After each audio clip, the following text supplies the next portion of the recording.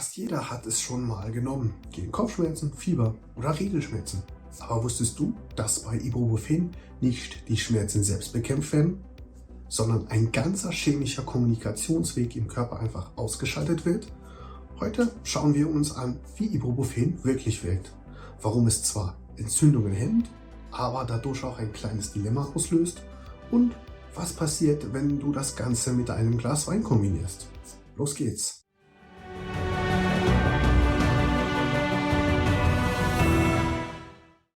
Wenn du mehr solcher Erklärungen zu Medikamenten und medizinischen Themen willst, abonniere jetzt gerne den Kanal und aktiviere die Glocke. Und bitte kommentier doch, was dich über Medizin interessiert und was du gerne als nächstes erklärt haben möchtest. So hilfst du mir und dem Kanal extrem und vielleicht ist das nächste Video bereits über dein Wunschthema. Unsere Geschichte beginnt in den 1950ern in einem Labor in der Boots Pure Drug Company in Nottingham, England. Ein Chemiker namens Dr. Stuart Adam suchte eigentlich nach einem Mittel gegen Rheuma und testete seinen Wirkstoff eines Tages an sich selbst gegen einen Kater. Wie ihr euch vielleicht vorstellen könnt, hat er sehr gut gewirkt.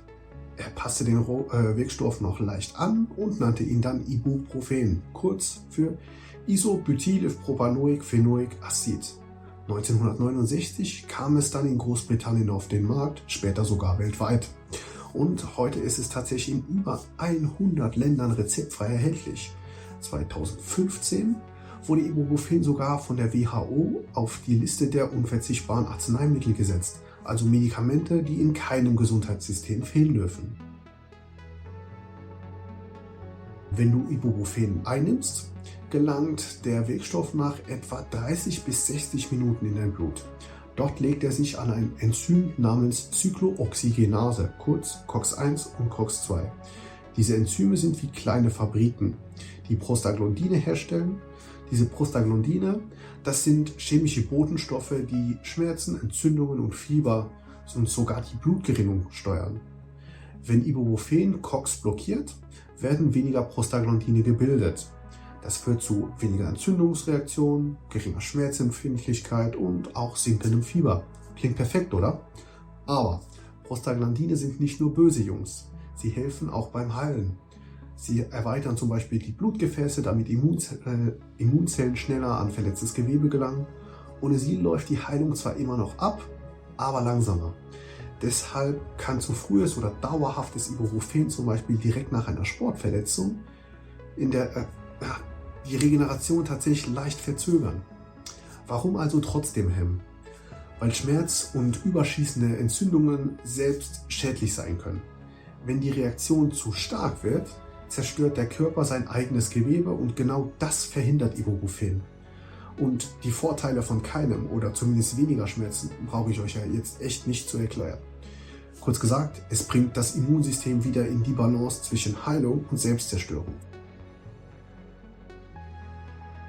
Für Erwachsene gilt 400 bis 600 Milligramm alle 6 Stunden, maximal 2400 Milligramm pro Tag.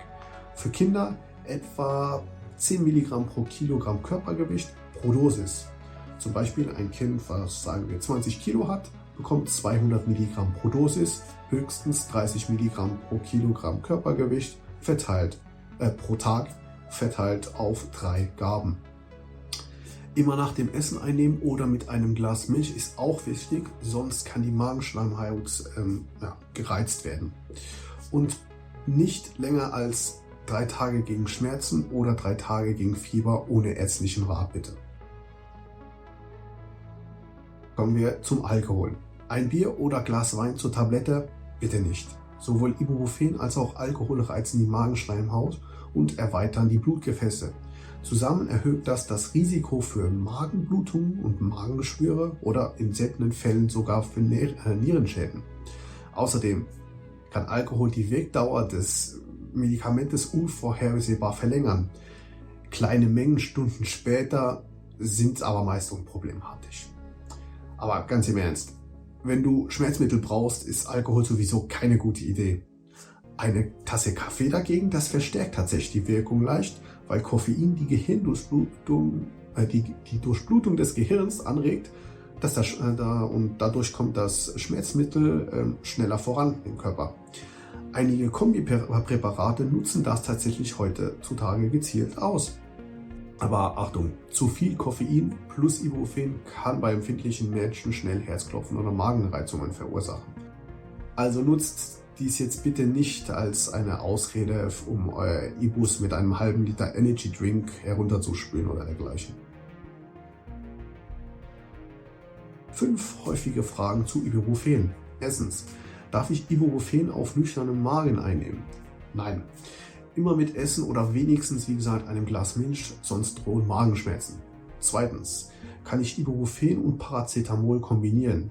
Ja, kannst du, aber abwechselnd, nicht gleichzeitig. So nutzt du die unterschiedlichen Stoffwechselwege. Drittens, wie lange wirkt Ibuprofen? Etwa 6 bis 8 Stunden, dann fällt der Wirkspiegel stark ab. Deshalb auch immer mindestens 6 Stunden zwischen 2 Einnahmen berücksichtigen bitte. Viertens, ist Ibuprofen gefährlich in der Schwangerschaft? Ja. Deshalb bitte im 1. und 2. Trimester nur nach ärztlicher Rücksprache, im 3. Trimester gar nicht mehr. Da ist es tatsächlich verboten, denn es kann den Kreislauf des ungeborenen Kindes beschädigen. 5. Wie schnell wirkt Ibuprofen und wie lange bleibt es im Körper? Etwa 30 Minuten dürfte es dauern, bis es spürbar ist, maximal 2 Stunden. Nach 8 bis 10 Stunden ist es dann eigentlich auch wieder komplett abgebaut. Ibuprofen, klein, unscheinbar, aber biochemisch ein echtes Multitool. Richtig eingesetzt hilft es, wenn dein Körper überreagiert, aber wie bei jedem guten Werkzeug gilt, zu viel ist nie gut. Wenn du wissen willst, wie andere Medikamente funktionieren oder dich Medizin im Allgemeinen interessiert, dann klick hier auf das nächste Video und bleib gesund.